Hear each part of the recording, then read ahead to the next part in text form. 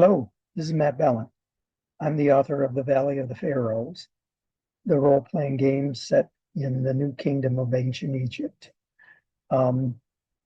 This is the inaugural video of what I hope is a series which will help explain the background, my thoughts and ideas behind the game, how to play, some ideas on expanding the universe, if you will, of the game, and just to give you a better understanding of the thought process that went into it.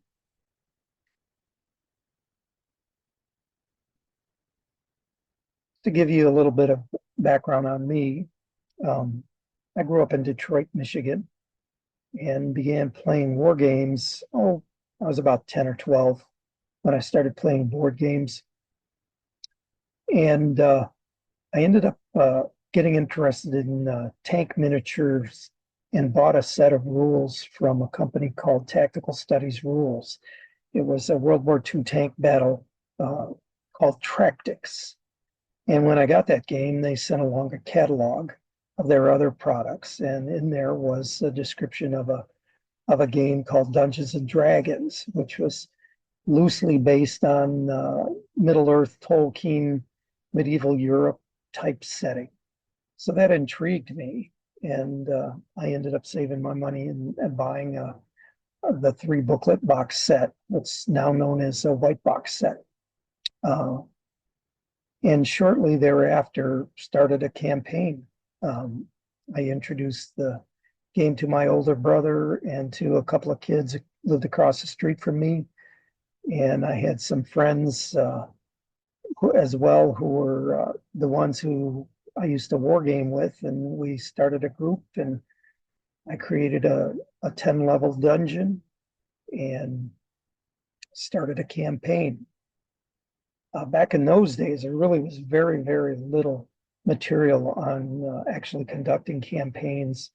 I bought a few other rules during the time just to use as idea books. Tunnels and Trolls was one of them, Chivalry and Sorcery.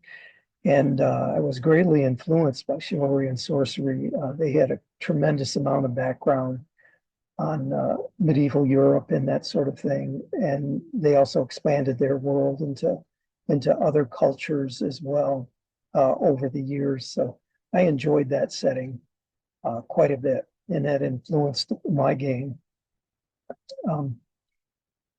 But again, I started my first campaign in the summer. All of us were still in grade school, and we used to play 6 days a week for like 4 or 5 hours a day in the evenings. My parents had a semi-finished basement, and we had a table down there with chairs, and as long as things didn't get too messy, my parents didn't mind. And we played for hours and hours and hours.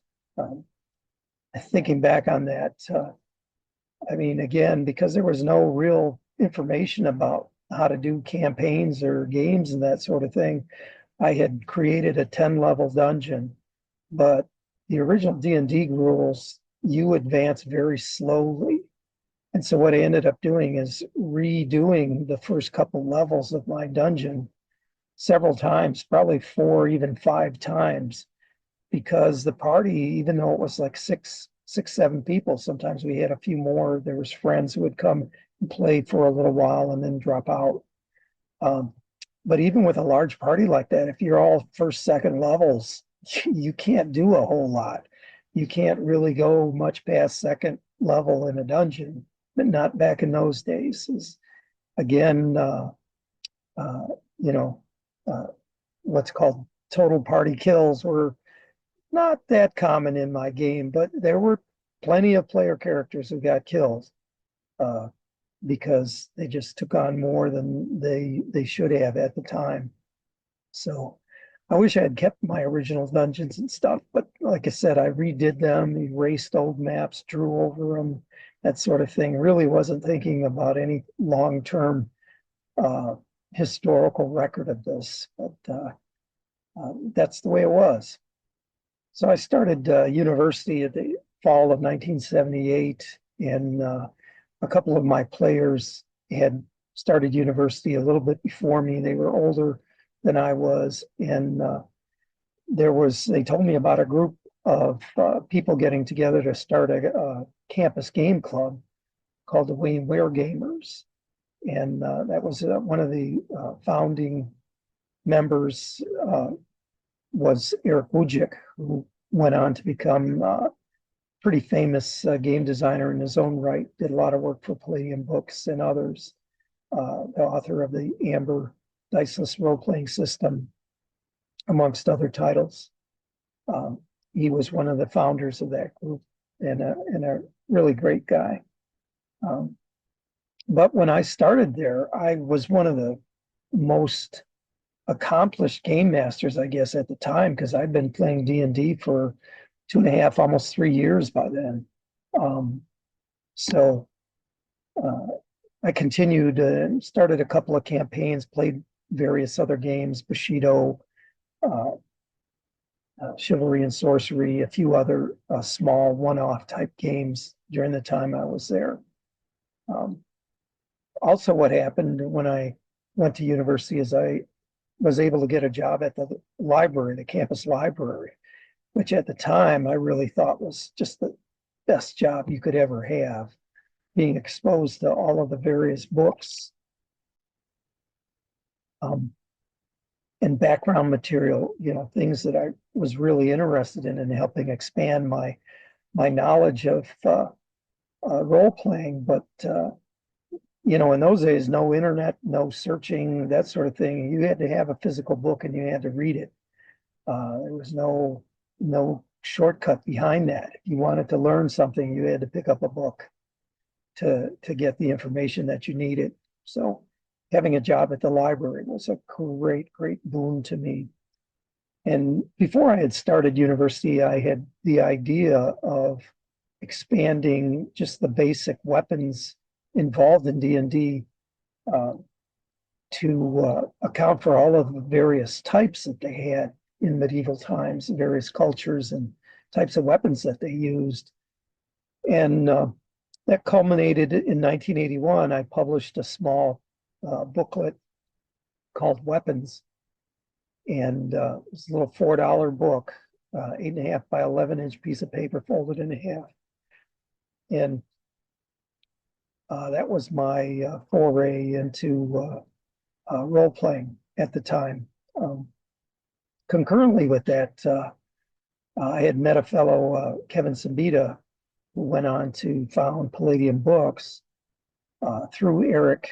And I wouldn't say we were friends initially. He didn't attend university at the time, but I knew of him. And he was, he's kind of an acquaintance that you knew, somebody I recognized when I would see him. A group of us, again, under the auspices of Eric, started a gaming center in Detroit. And I was involved with that from the beginning and would see Kevin there. But when I published my weapons book in 1981, I wanted to go to Gen Con, but the circumstances at that time in my life prevented me from doing so. And Kevin had published a small role-playing game called the Mechanoids. That was his very first product. And I know he was going to Gen Con, so I spoke with him about bringing my books along with him and selling them. And we worked out a deal and split the profits, that sort of thing. And as the story goes, for every one of his books, which cost $3.75 at the time, he sold 4 of mine, which were $4. So he really saw the appeal of this little booklet that I had done. And he approached me shortly after coming back from Gen Con about possibly expanding the book and republishing it under the Palladium banner. And that's how the Palladium Weapons Books series started. You can see the graphics on this slide. Weapons and Armor was the initial book, followed up by Weapons and Castles, which was castles and as well as missile weapons. Orient focused on primarily Japanese weapons and armor, that sort of thing, exotic weapons and European castles. Those were all published within a couple of years. in the early 80s, and pretty much every single one of those titles sold over 100,000 copies. Certainly the first three sold over 100,000 copies each. So they were very successful. Later in the late 1980s, 1990 or so, we kind of compiled everything into one book. The Compendium of Weapons, Armors, and Castles was produced by Palladium, and that was really the culmination of all of my previous work in that regard. And that's still available. Primarily, I every once in a while I'll buy a used copy on Amazon, just so I can have some to give away to people that I meet. Starting with that weapons book, I worked for Palladium for a number of years, helping out primarily in the production aspect of books. I did some writing on some of his other projects, his monster book for his Palladium role-playing game, a few other titles. I did some work for Teenage Mutant Ninja Turtles role-playing that Wojcik did a few years later, and a few other titles. But my primary role was doing layout, keylining, that sort of thing, the production of the actual galleys that were sent to the printer to create the books.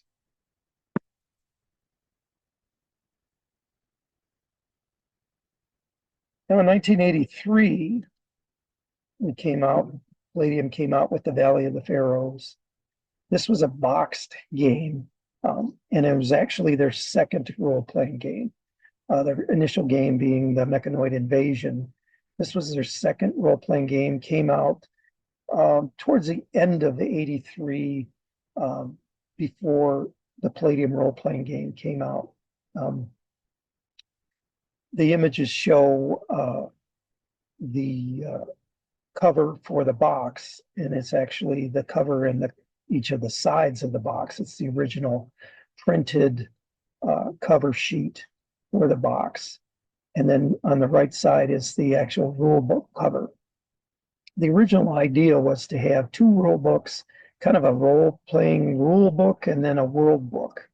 But back in those days, all research had to be done manually, if you will, very little computerization of any of this stuff. So with the time that we allotted for this project really wasn't enough to produce enough material for two books. So with deadlines being what they were, we combined the two books into one single rule book. And along with that, in the box were about 14 pages, 8.5 by 14 pages of maps, various diagrams of Egyptian pyramids and ruins, and how their houses looked like, and cities and towns, and that sort of thing, as well as a large, I think it was 18 by 24 inch, three-color map of ancient Egypt at the time of the game, which was 1450 BC. That's in the New Kingdom during the reign of Thutmose III, who was known as the Napoleon of ancient Egypt. He was the driving force behind a large expansion of their empire. They expanded and took over most of what's called the Levant today, as well as down into Ethiopia. Right, I'm sorry, not Ethiopia, Nubia, which is modern day Sudan and part of Ethiopia today. But that was really the extent, the golden age, if you will, of the ancient Egyptian empire. They were at their largest geographical extent. But you have to remember, ancient Egypt was the premier civilization back in ancient times. I mean, they had been around for over 1,000 years previously. And so they were the place to go. The ancient Greeks, the ancient Babylonians, the ancient civilizations in India, all peoples, even China, had people coming to ancient Egypt to seek enlightenment and knowledge, because they were the forerunners of a lot of things. And they had been around for such a long time, even back in those days, that many cultures, many different people came to them to expand their knowledge.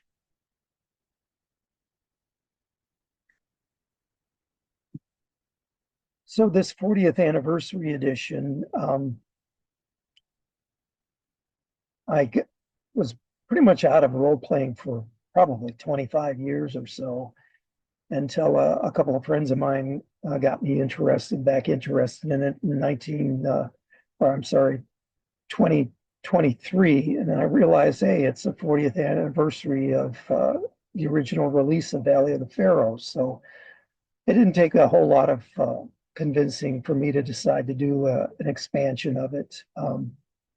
I talked to my friend Kevin, got his permission to proceed with the project, and the game is a way much larger than the original game.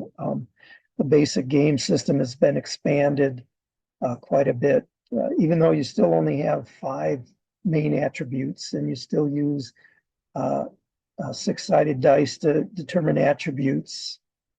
And the combat system is at its core very similar to what it was, which is a die 20 opposing roll type system. Many of the basics have been expanded. I decided to go beyond the original historical nature of the game and make it more fantastical by creating various races, which in ancient Egypt, as most of you probably know, the gods were many times depicted as humanoid forms with animal heads. And so I expanded and created races with those in mind.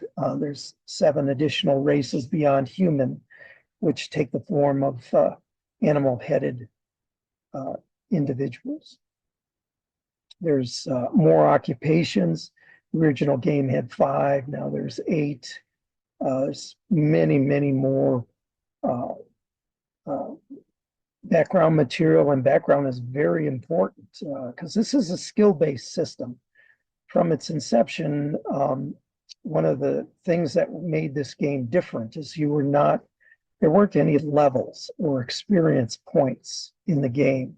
You expanded your character's power, if you will, by gaining new skills and improving the skills that you had.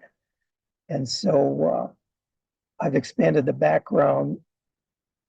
When you're creating a character, not only does that give you additional skills, but your skills can start at a higher rate and give you more, the ability to learn more skills as time goes on. The magic system is extensively improved. There were only 20 spells in the original book. This book has over 140. There's many more skills in keeping with the increase in the number of occupations that you have.